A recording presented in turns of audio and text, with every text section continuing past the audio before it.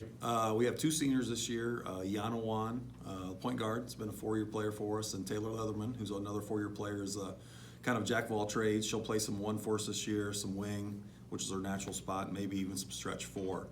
Yana unfortunately had a knee injury this summer, had ACL surgery in late June, early July, and is hopeful to be back. That would be pushing it, but obviously she's a big part of our team, and if we can get her back at some point, it would be big.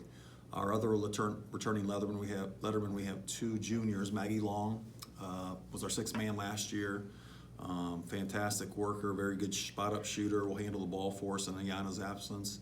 And then Steph Andrews, who's our 5-man, unfortunately also tore her knee up this summer, and I don't think her recovery will allow her to come back. We'll see. We're again hopeful with Steph. But so we've got two juniors, two seniors. Right now, 2 of them are out. And so Taylor and Maggie are going to have to carry the load for a while with these young kids. Pretty excited about our freshman and sophomore class. We had a sophomore last year, Reagan Simpson, that played for us at the end of the year, about the last 6-8 games. Did very well, came off the bench, so we're looking for big things out of Reagan. Had a great summer.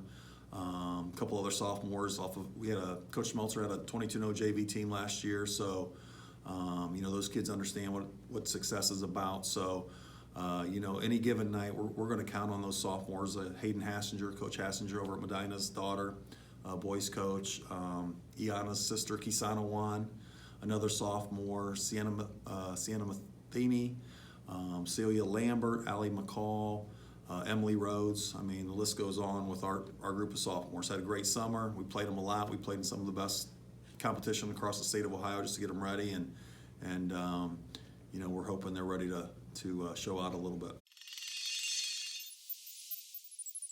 Well, I think one of the things that keeps our kids working hard is they know that we're going to try to play the best competition we can, whether it be the summer, whether it be in the season, and certainly you don't have a choice if you want to get down the tournament trail to the regional state level. So I think that's one of the things that our kids understand, that if they don't put the time in, there are other programs and other kids who are working to get better, and they certainly don't do it out of fear. They do it out of wanting to keep our tradition going.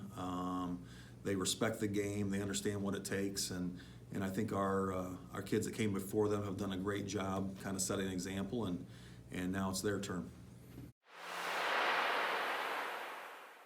Well, I don't know if we'll see much different in terms of style. We've got, anywhere from 8 to 12 kids on a given night we can rotate in there. So we always like to think that our depth is an advantage, and that should not be an issue again this year. Now, the question is with young kids, and we may even throw a couple freshmen out there, the consistency. So getting them to perform night in, night out at a varsity level against, they're going against 17, 18-year-old grown women most of the time, and just getting that consistency level back. But our feeling is let's stay with what we do best, what our kids know best, and hopefully that depth can kind of wear people down.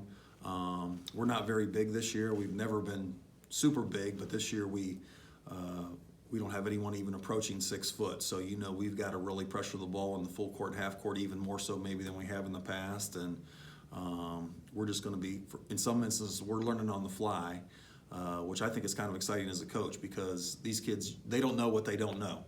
And we're going to have to coach them up, and I think that's a fun part of our job.